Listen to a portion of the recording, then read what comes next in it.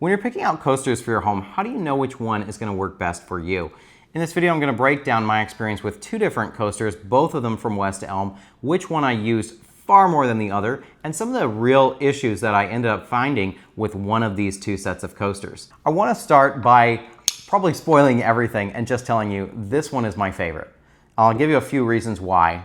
One is the uniformity between these. So you'll notice that they're all the same shape, they're all the same size, they're all the same color, and on top of that, they all have 4 pads on the bottom, which means that they all set evenly on my table.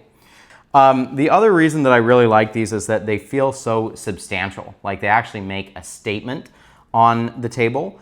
And I love that they contrast nicely with light colored marble, light color like gray. This is a gray table, obviously. They also even look good on walnut or oak, just because black is basically going to contrast with almost anything. Now I'm going to contrast all that with this other purchase that I have. These are the Agate coasters from West Elm, and the biggest issue is that when I got them, there were supposed to be 3 pads on the bottom of all of these, but there were a lot of them that were missing 1 or even 2 pads. And when I got a replacement box from West Elm, the same problem was present. And I actually had to get a 3rd package from West Elm to finally get enough coasters that had all 3 pads on the bottom, and then I just returned 1 of the packages, and then I kept the other 8 coasters. But that sucked. And then over time, some more of the pads fell off anyway. When you don't have 4 or at least 3 sturdy pads, what happens is you set this down and listen. It clatters. It potentially can scratch your table. And then on top of that, your drink is uneven. You notice that is like, it's not sitting flat like it should, right? But there's one other big issue in my mind. There's so much variation here between these that when you set the table, it almost looks like you have mismatched the items on the table. When you set the table, you want it to, be the same napkin, the same drink, the same plate, right? You want it to look even and uniform, and there's just too much variation for me in this. I'm talking about variation in shape. You notice we've got an ellipse here, we've got a circle here. I'm talking about variation in color. You notice we have a really strong like brown spot on this one. This one is a lot lighter.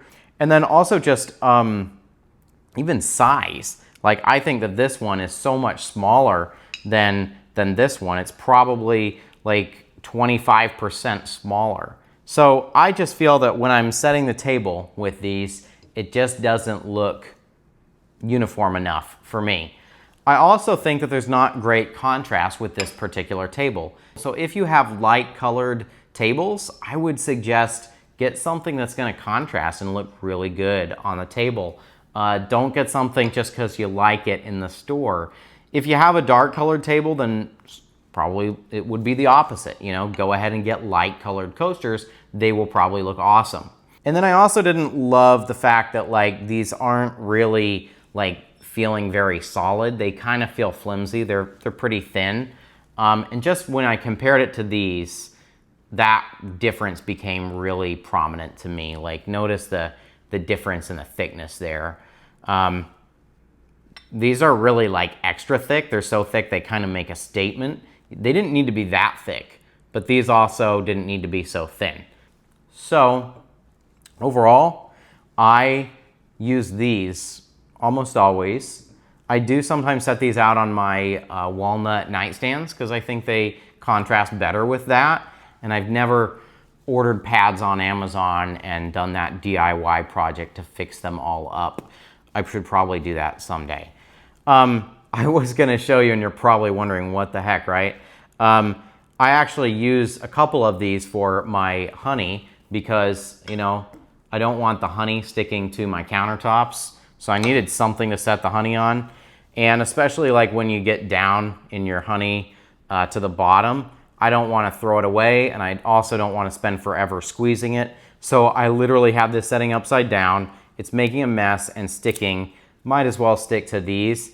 and then I just wash them off in the sink. But yeah, they're good for this. But I think that probably isn't what West Elm had in mind. Although you need somewhere to set your honey. So if this video was helpful at all to you, I want to welcome you to subscribe to my channel. You'll get more updates on how I'm building my home and how I'm choosing things that work together inside it.